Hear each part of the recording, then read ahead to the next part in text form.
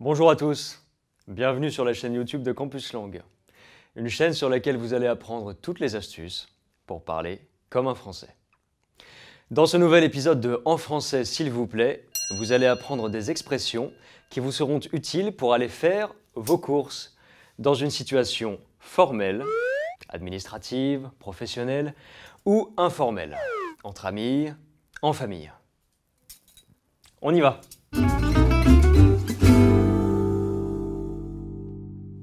Pour être efficace, il faut toujours commencer par faire une liste de courses. Cela permet de ne rien oublier et de gagner du temps.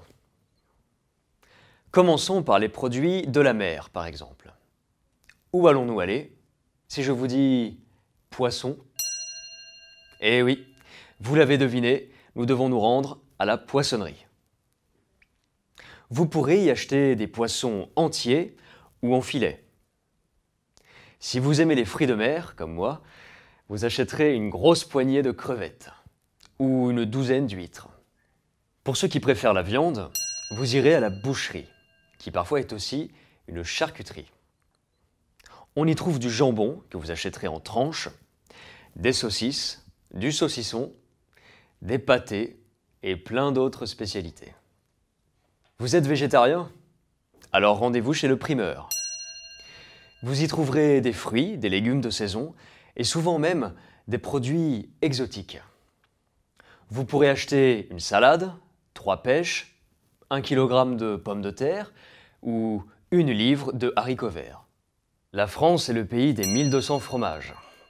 Alors direction le fromager pour acheter le célèbre camembert ou une part de comté, de Saint-Nectaire, de Roquefort ou de Petit Basque. Vous aurez besoin de pain pour cette dégustation. À la boulangerie, vous trouverez la traditionnelle baguette ainsi que de très nombreux autres types de pain. Les gourmands iront chercher un bon dessert dans une pâtisserie. Et c'est chez un caviste que vous aurez des conseils pour acheter des vins adaptés aux plats de votre menu. Plus d'un Français sur deux considère les courses du quotidien comme un plaisir. Ces courses peuvent être faites en grande surface, en supermarché ou dans les magasins de proximité. Si vous êtes comme moi et que vous aimez prendre votre temps et aller dans les petits magasins et au marché, il est nécessaire de pouvoir communiquer avec les commerçants. Par exemple, à la boucherie, on vous demandera sûrement « vous désirez » ou encore « on s'occupe de vous ». Vous pourrez répondre par exemple « je voudrais du bœuf pour 2 personnes ». Le boucher vous montrera une portion de bœuf et vous demandera « ça va comme ça ?» À vous de juger selon votre appétit ou votre recette. Un peu plus, un peu moins. Après, il vous demandera avec ceci. Si vous ne voulez rien d'autre, vous direz tout simplement « ce sera tout, merci ». La liste de courses reste largement utilisée par les Français, mais l'anticipation n'empêche pas l'improvisation. Et souvent, les achats sont décidés une fois au magasin. Le choix des produits est guidé par leur prix et la liste de courses, mais aussi par l'ambiance générale du magasin et les informations.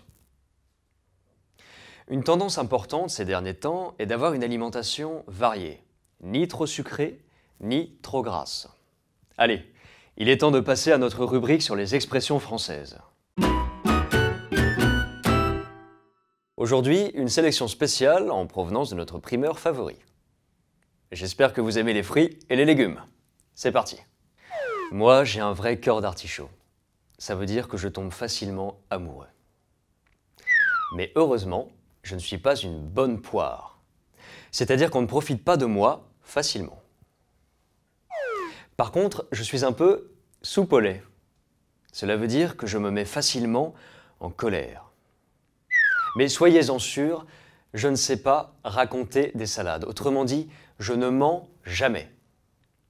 Pour mettre un peu de beurre dans les épinards, c'est-à-dire pour avoir plus d'argent, parfois je travaille un peu plus. Dans ce cas-là, j'ai du pain sur la planche. Autrement dit, j'ai beaucoup de travail. Vous voilà maintenant fin prêt pour partir en quête de bons produits. Si vous avez aimé cette vidéo, likez, commentez, partagez-la. Abonnez-vous à notre chaîne YouTube Campus Langue pour découvrir toutes les astuces qui vous aideront à parler français comme un vrai Parisien. À bientôt! Rendez-vous dans le prochain épisode de En français s'il vous plaît.